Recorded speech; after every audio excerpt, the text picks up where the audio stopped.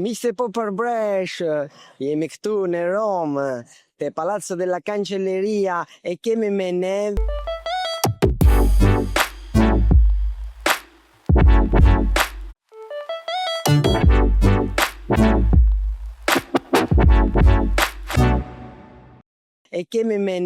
Ministre Kulturës e Republikës Shqipërisë, Blendi Gonxha, si jene? Jam mirë, jam edhe më shumë i ngarkuar se vetëm me kulturën, se mbuloj dhe turizmin dhe sport. Edhe sport, turizm Shqipërisë, por edhe rinin. Sa mirë. Kemi 4 portofole që janë shumë të rëndësishme për qeverisja. Edhe ju falemderit që jam të me ju.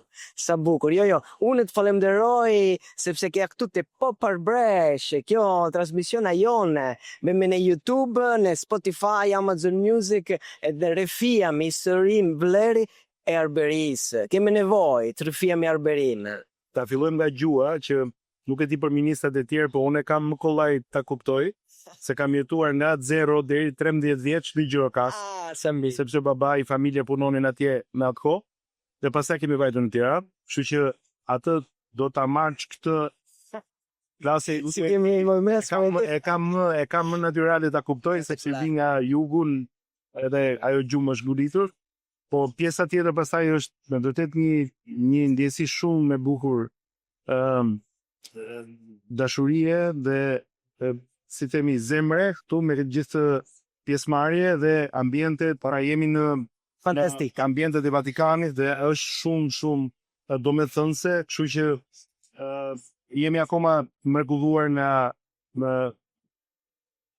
e ardhur, nga të qenurit këtu dhe shpresojmë që dhe konferenca të jetë shumë interesante dhe shkoj mirë, po edhe pjesa e programit tjetër të një lloj mini ekspozite për kulinarin, edhe janë veshat arbresh. Veshat arbresh, muzika, këngat arbresh. Folklorit që lidhet me. Sa bukur, sot një ditë shumë e mirë për Shqipërinë edhe për arbresht, se jemi bashk, edhe bashk ti ke bën një punë shumë e madhe, ministre.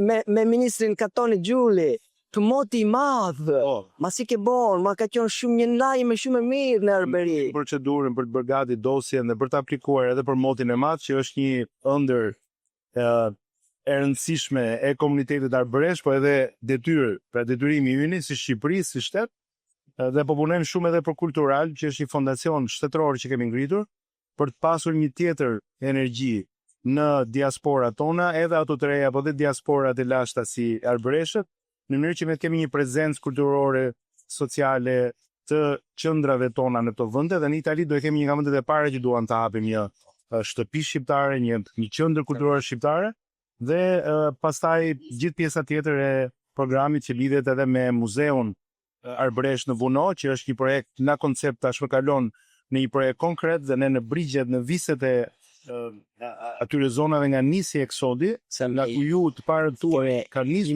qyteti, ne do të kemi një muze të vogël, shumë të dashur, shumë të rëndësishëm, për historinë dhe dedikuar krejtësisht tregimit mbi arbëreshët dhe mbi figurat, personalitetet, faktet, që kanë punuar shumë lidhet me historinë e arbëreshëve. Se mish, unë të falemderoj për këtë punë, se kjo një punë e madhe, ze një udhë e re për Shqipërinë, për Arbërinë, për Arbresht, edhe na kemi nevojë ka është një fjalë që thot kështu, thot Arbërinë, Shqipërinë, ajo mom e vjetër. Kjo mom e vjetër në ngjatin një dorë. Është shumë e vjetër dhe duhet ta kuptojmë që, si më thënë edhe për të rinj sot, edhe për ata që janë sot fëmijët tanë, që ndoshta nuk i dinë gjithë historitë, ndonjëherë nuk i japin as rëndësinë e dur, është e lidhur me një krenari e cila nuk lidhet vetëm me Shqipërinë, shqiptarët, gjuhën tonë, por është e lidhur me një rrënjë e cila sot na bën ndihemi shumë europian. Sepse Europa ka filluar në mesdhe. Europa ka filluar atje ku ne kemi qenë zot të vendit, edhe të dokeve, të kulturës, e traditave, dhe kjo na bën që të jemi shumë europian. Jo se ne kemi nevojë që të jemi dhe duam ta vërtetojmë të gjithë as ndokujt.